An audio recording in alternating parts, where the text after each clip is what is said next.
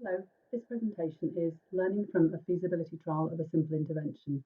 Is research a barrier to service delivery, or is service delivery a barrier to research?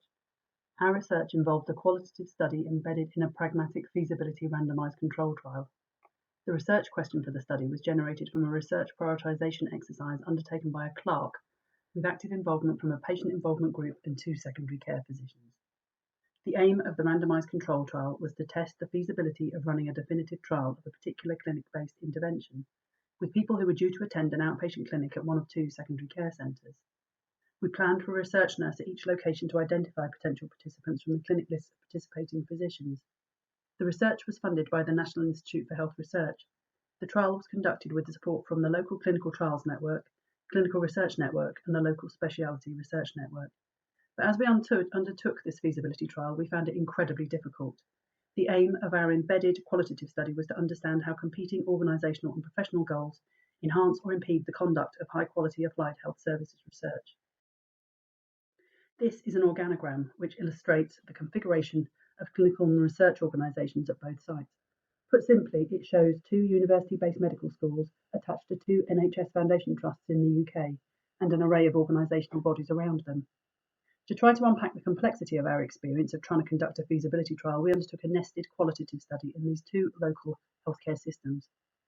Data collection involved 24 semi-structured interviews with research managers, clinical research staff, health professionals and patients. We then undertook a discourse analysis of the data. This methodology helped us to focus on the socio-cultural and political context in which text and talk occur, with the goal of identifying cultural hegemony or dominance and how it was reproduced. We used a loose set of questions to interrogate the data, focusing on the assumptions that underpin what was being said, the discursive resources used to construct meaning, the potential consequences of the discourse, and what may be gained or lost as a result of these deployments. So at a more nuanced level, this organogram represents a far more complex interacting network of clinical and research organisations and stakeholders. Those are stakeholders with distinct modes of engaging with research, their own cultural norms, values and preferences for engaging with research, and their particular ways of understanding research. This table shows the range of stakeholders that we interviewed in the columns physicians, nurses, and on the next page research networkers and patients. The rows show the discourses we identified around the group assumptions, resources, consequences, and implications. I'm not going to go through all of these boxes, but as an illustration, I'll talk through the discourses for the physicians, who can be differentiated on the basis of their involvement in the research and the underlying practice at each centre. 2 physician co-applicants acted as chief investigators at each site, and they assured us as researchers that their colleagues would be on board and that recruitment would be simple. However, as the simple premise of the study became trialised and protocolised, they expressed their disappointment at both the complexity of the study and our inability to recruit sufficient participants, with both expressing an aversion to future research participation. In Centre 1, physicians expressed a concern that the intervention made their clinics overrun, although there was no evidence to support this, whereas those in Centre 2 suggested that the intervention gave them permission to practice in a more holistic and patient-centred way. Across both centres, some physicians declined to participate, while others were formally inducted. However, counter to the research protocol, their use of the intervention and/or recording of the clinical consultations was unreliable. As another illustration, I'll talk about the discourses for the research network managers.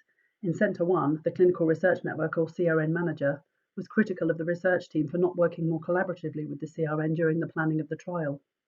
However, the research team had made several attempts to approach and work with the CRN during the planning of the research, including giving a presentation about the proposed design at a CRN meeting. We were told that research would not be supported as it was not commercially viable. Attempts were also made by patient representatives to keep the planning of the trial on the CRN agenda. In contrast, the CRN manager at Centre 2 was critical of clinical colleagues who were perceived as not acknowledging the role of research in NHS business. The CRN manager at Centre 1 also expressed frustration with the NIHR, who financially penalised the CRN as a result of them not recruiting to the initial study target. We see this as a missed opportunity for clinical research networks, clinical and research staff, patients and academic researchers to share our learning and strengthen meaningful collaborations to improve patient care. The conclusion of the study was that it was not feasible to move to a definitive trial of this simple intervention. One might speculate that better organisational coordination would have led to a different result. The key message from the research is that despite the strategic development of multiple organisations to foster interprofessional collaboration, the competing goals of research and clinical practice can impede the conduct of high-quality applied health services research. Our research suggests that to remedy the situation requires the alignment and streamlining of organisational goals so that all agencies involved in applied research develop a shared understanding and mutual respect for the progress of evidence-based medicine and the complex and often nuanced environments in which it is created and practiced. If you'd like to know more about this research, it has now been published in Healthcare, and the link is on the slide.